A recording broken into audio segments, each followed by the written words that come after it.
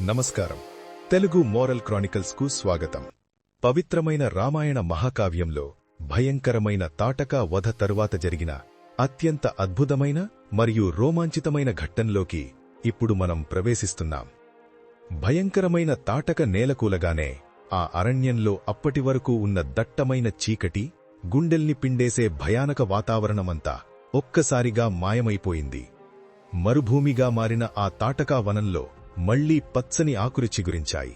ఆకాశం నుండి దేవతలు, గంధర్వులు, సిద్ధులు శ్రీరాముని పరాక్రమానికి ముగ్ధులై ఆనందంతో జయజయధ్వానాలు చేస్తూ పూలవాన కురిపించారు.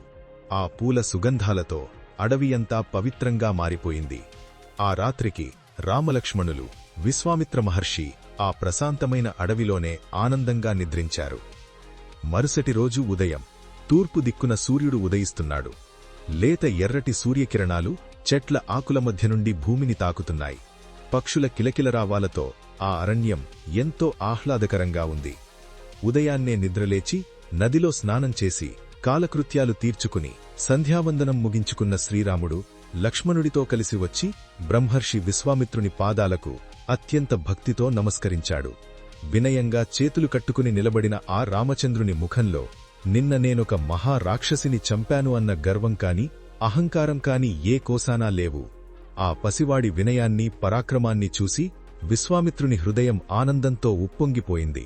తన 1000 సంవత్సరాల తపస్సు మొత్తం ఫలించినంత సంతోషం ఆయనకు కలిగింది. వెంటనే విశ్వామిత్రుడు ఆనందభాష్పాలతో పరిగెత్తుకు వెళ్లి శ్రీరాముని దగ్గరకు తీసుకుని ఆప్యాయంగా నుదుటిపై ముద్దు పెట్టుకున్నాడు. రామా, నాయనా, నీ శౌర్యం, నీ పరాక్రమం అద్భుతం. నా మనసు ఎంతో సంతోషించింది. ఈరోజు నీకొక గొప్ప బహుమతి ఇస్తాను. ముల్లోకాల్లో ఏ మహారాజు దగ్గరా లేనిది, దేవతలు సైతం భయపడేది, నా 1000 సంవత్సరాల కఠోర తపస్సు ద్వారా నేను మాత్రమే సంపాదించిన నా మహాసంపదను, నా జీవితకాలపు తపశ్శక్తిని ఈరోజు నీకు ధారపోస్తున్నాను. నా దగ్గర ఉన్న దివ్యాస్త్రాలు అంటే దైవికమైన మహా ఆయుధాలు అన్నింటినీ నీకు అనుగ్రహిస్తున్నాను. వీటిని స్వీకరించునాయనా అని ఎంతో ప్రేమగా అన్నాడు. వెంటనే విశ్వామిత్రుడు తూర్పు దిక్కుగా పద్మాసనం వేసుకుని కూర్చుని కళ్ళు మూసుకుని పవిత్రమైన మంత్రాలను జపించడం ప్రారంభించాడు. ఆ మంత్రాల శక్తికి అడవిలోని గాలి ఆగిపోయింది. ఆకాశంలో ఒక గొప్ప దివ్యమైన తేజస్సు ఆవరించింది. ఒక్కొక్క మంత్రాన్ని చదువుతుండగా ఒక్కొక్క దివ్యాస్త్రం ఆకాశం నుండి సూర్యకాంతితో కిందికి దిగిరావడం మొదలైంది.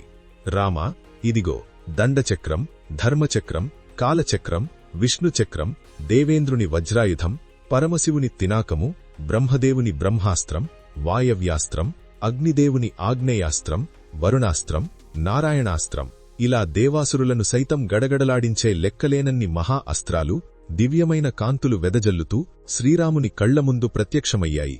అది ఎంతటి మహా అద్భుతమైన ఘట్టమంటే ఆ అస్త్రాలన్నీ ప్రాణమున్న దేవతల్లాగా, అంటే మానవ రూపంలో చేతులు జోడించి సాక్షాత్తు ఆ శ్రీమహావిష్ణువు అవతారమైన శ్రీరాముని ముందు మోకరిల్లి నమస్కరించాయి. శ్రీరామచంద్ర, మహావీర, మేము నీ దాసులం. మేము నీకు ఏ రకంగా సేవ చేయాలో ఆజ్ఞాపించు స్వామి అని ఆ దివ్యాస్త్రాలు పలికాయి. అప్పుడు శ్రీరాముడు ఎంతో మృదువుగా వారిని తాకి, మీరు ఎప్పుడూ నా కంటికి కనిపించకపోయినా నా మనసులో నిలిచి ఉండండి. నేను ఆపదలో ఉండి మిమ్మల్ని మనస్ఫూర్తిగా స్మరించినప్పుడు, అంటే తలుచుకున్నప్పుడు ఏమాత్రం ఆలస్యం చేయకుండా వెంటనే నా బాణంలోకి వచ్చి చేరండి అని ఆజ్ఞాపించాడు. ఆ అస్త్రాలు తథాస్తు అని పలికి రామునిలో లీనమైపోయాయి.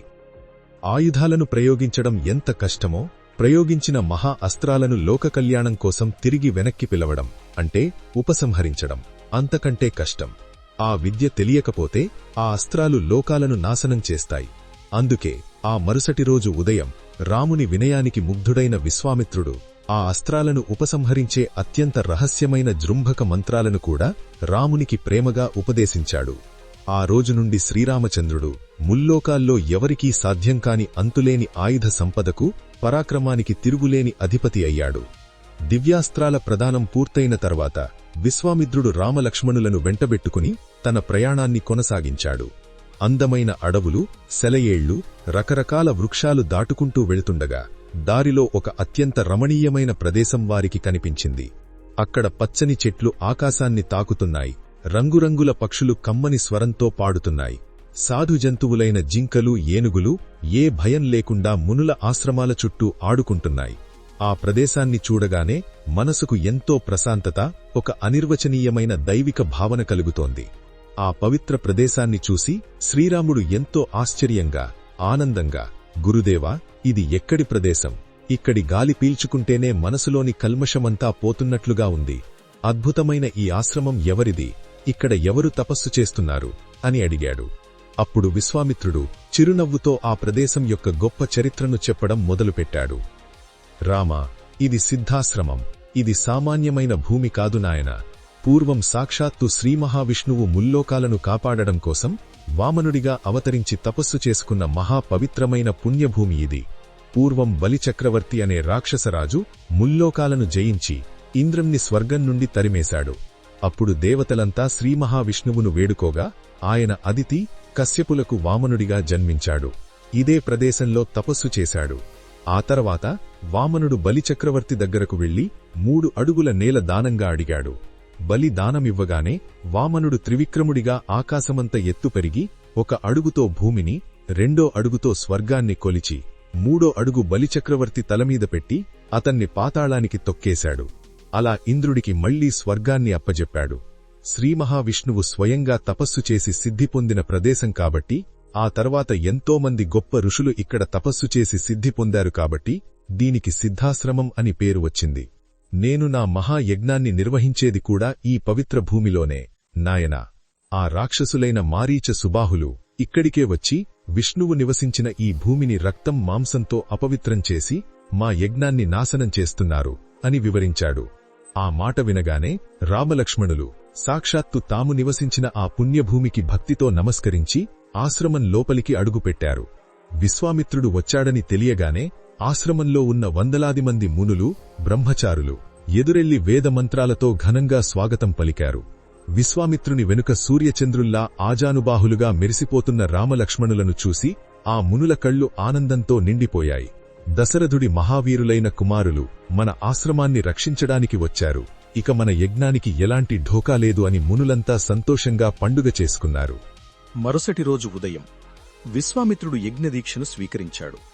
యజ్ఞదీక్షలో ఉన్నవారు ఎట్టి పరిస్థితుల్లోనూ మాట్లాడకూడదు, మౌనవ్రతం, కోపగించుకోకూడదు, ఎలాంటి హింసకు పాల్పడకూడదు, ఆఖరికి కళ్ళు కూడా తెరవకూడదు. ఈ యజ్ఞం ఏకధాటిగా 6 పగళ్లు 6 రాత్రులు ఆగకుండా నిరాటంహంగా జరగాలి. గురువుగారు యజ్ఞవేదిక మీద కూర్చుని మౌనంగా ఆహుతులు అంటే హోమద్రవ్యాలు వేయడం ప్రారంభించారు.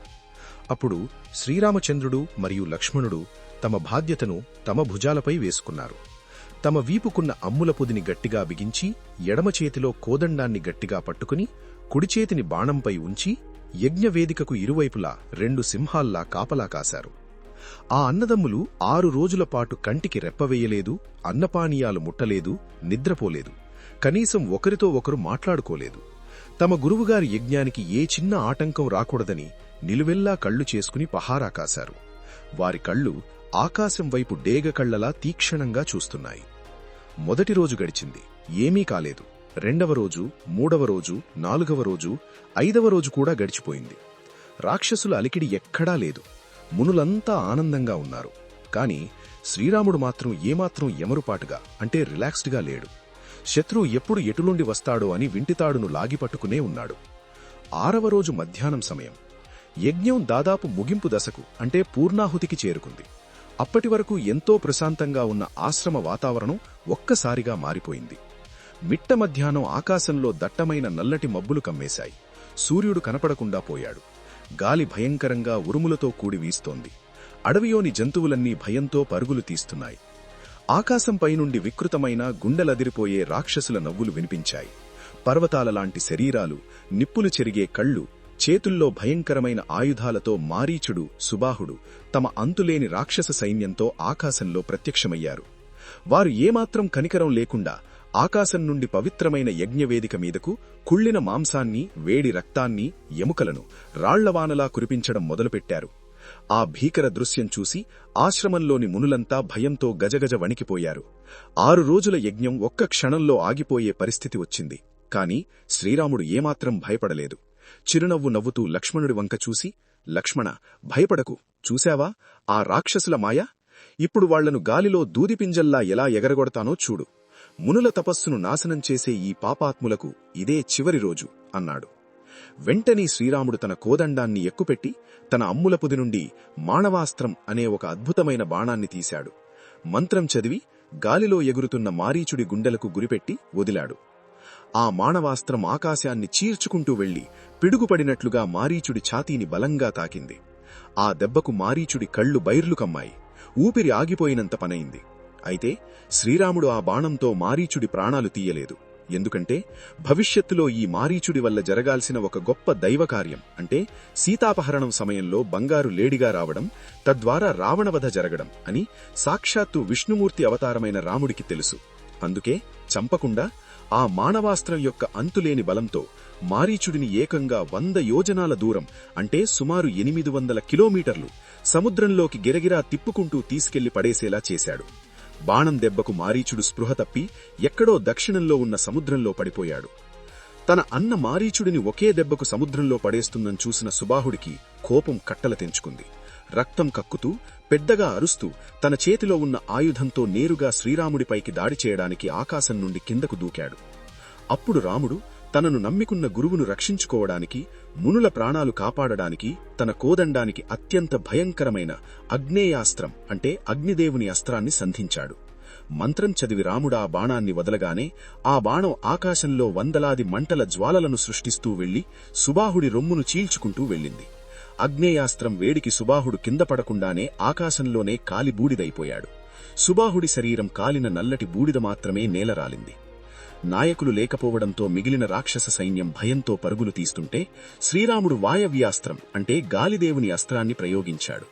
ఆ అస్త్రం సృష్టించిన భయంకరమైన సుడిగాలికి ఆశ్రమం మీద రాక్షసులు కురిపించిన రక్తం, మాంసం, రాక్షస సైన్యం అంతా గాలిలో కొట్టుకుపోయి అడవి శుభ్రపడిపోయింది. మునులు ప్రశాంతంగా ఎలాంటి ఆటంకం లేకుండా తమ యజ్ఞాన్ని, పూర్ణాహుతిని దిగ్విజయంగా పూర్తి చేశారు. ఆకాశం మళ్లీ నిర్మలంగా మారింది.